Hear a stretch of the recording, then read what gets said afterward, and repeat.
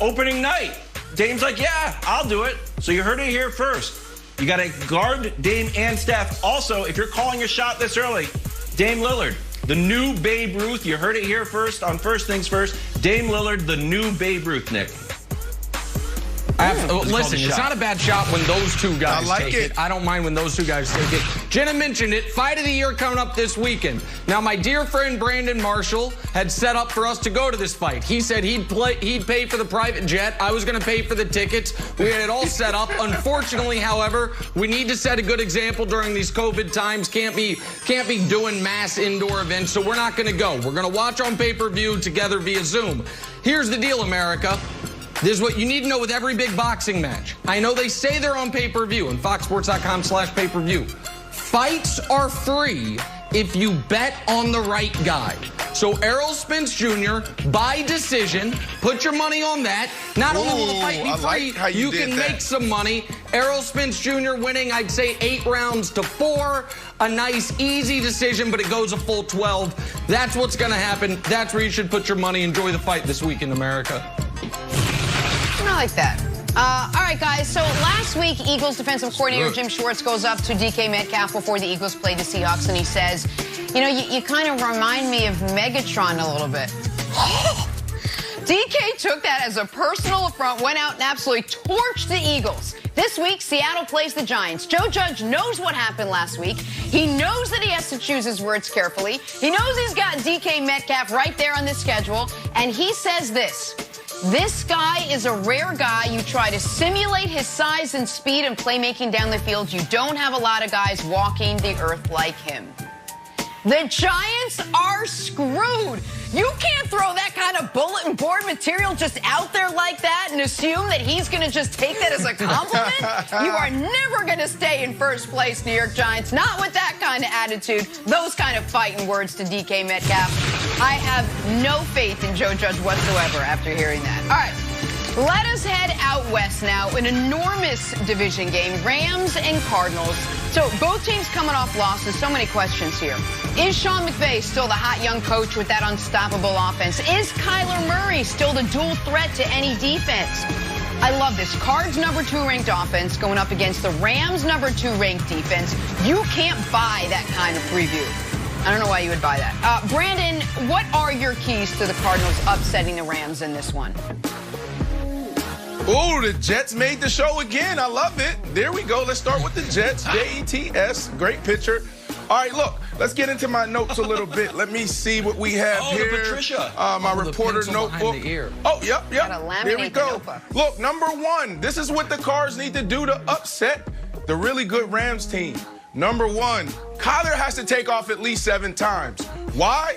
Because when he does, they're 6-1. When he doesn't, they're 0-4. It's as simple as that. Last week, because of his shoulder, they were trying to protect him. He was trying to protect himself. He didn't take off, and he lost the game. The week before that, took off 5 times. They lost the game. He needs to take off if his shoulder is healthy, because the pressure it puts on the defense, the defensive coordinators, it's almost indefensible. So let this kid take off. #2, Mr. Wilds. You got to force Goff into 2 turnovers. This dude is a turnover machine since 2018. Nobody has turned the ball over more. This year, there's only one quarterback that's thrown more interceptions. Can you guess who it is? It's Carson Wentz. Listen, if Buda Baker, Patrick Peterson get a little bit more work on the jug machines, okay? Because the ball is coming. If you do that, you could win. And the third thing, let me look at my notebook, is you got to hold the Rams to under 115 yards rushing. Why? Because they're really good at it. And that is their secret sauce. And over the last 15 years, there's only been 1 year in the Rams organization that they had a better year rushing. If they run the ball well, they might find themselves back in the Super Bowl. So look, stop them from running the ball, and you'll have a chance. And then the last point, Nick, DeAndre Hopkins, Nuke, your boy. Everybody loves this guy. It's going to come down to him in this matchup against the best corner in the NFL. Ramsey, he is locked down. Haven't seen anything like this since like Darrelle Revis mixed with a little Champ Bailey in him. Hopkins need to have 7 receptions, 120 yards, and a TD. Some people are looking at me saying, Brandon, How can he do this versus a guy who is locked down? I don't know, but he has to figure it out because the Rams defense is going to stop the run, okay? And Nuke, it's going to come down to him. He has to have his best year. They need to be best game. He has to be efficient. Those are the 4 keys, Nick. What do you think? All right, so I want to focus. I think those are great. I want to focus on key 2 because I think the Cardinals, they have one clear through line to upsetting the Rams, and that's Goff screwing it up. Because here's where we're at with the Cardinals, then I'll talk about Goff. To steal a line from Wild's good friend Bill Simmons, the Arizona Cardinals, are we sure they're actually good? The last month, they have won precisely 1 time. And we all remember that game. It was the Hail Mary game. They are the play of the season away from not having won in a month since that upset overtime victory over Seattle when all of a sudden they were looked at as kind of the flavor of the month in the NFC West. Cliff Kingsbury, I thought, just had whatever a coaching tour de force is, he had the opposite of that against Bill Belichick this past weekend, losing a game they had no business losing. Cam threw for 80 yards and 2 picks, and they lost. And so I'm seriously concerned about the Cardinals, a Cardinals team that if they lose this game is going to find themselves fighting to stay in the playoffs. Because the Vikings are sitting there at 5-6, but actually they're 6-6 because they play the Jags this weekend. So we know the Vikings are getting to 6-6, and the Cardinals could go from, what were they, 5-2 all the way to 6-6. So I think the one way they get it done, Wilds, is Goff, who has 6 turnovers in the last 2 games. And at this point, McVay seems to be at his breaking point, continues that trend. Whether it's Budda Baker, whether it's Isaiah Simmons, the pass rush, however you can get to Goff and unsettle him. Because if the turnover battle is even, I think the Rams roll. I do too. I'm going to focus on key 4 here, Brandon, which is the Jalen Ramsey D-Hop battle. And you said something very interesting, and as you laid out what you wanted them, you said, I don't know how he's going to do it.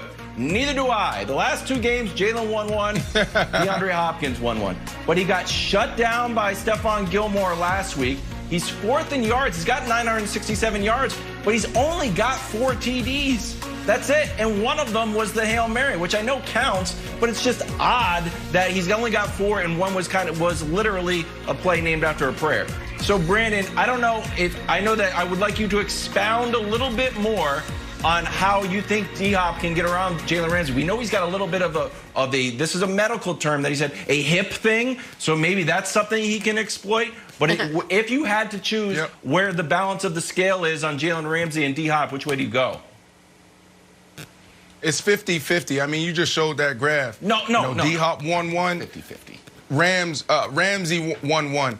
And look, I go back to my days when I was playing for the Miami Dolphins and going against the Jets twice a year when they had Antonio Cromartie and Darrelle Revis. I would always go to my quarterbacks and say, hey, look, man, we have to be so in sync because they're not going to give us any space. Being open against these guys, we're talking about inches. You go back to Mike Evans' matchup against Jalen Ramsey. He beat Jalen Ramsey a few times, and what did we see? Tom Brady on the deep ball just didn't connect. Like, he had him by a step or 2. Mike Evans could have went for 150 yards, but the ball has to be perfect. Your game has to be perfect. So it has to be one of those games that you highlighted in 2018 where you're targeted maybe 13 times. You may have 8-9 catches, so you're efficient there. But when we talk about route running, we're talking about play calling. Everything has to be in sync. And they have to have this as a key focal point because, Wilds, like, you're not going to get much in a run game. So we're talking about slants, 9-yard stops, back shoulders, go routes. We're talking about mano-a-mano, no safety help over the top. DeAndre Hopkins, Nuke, he has to come with it this week. And I think there are some great examples of what Brandon's talking about, of arguably the top receiver in the league against arguably the top corner in the league. And I think both guys in that spot are just trying to play it to a draw.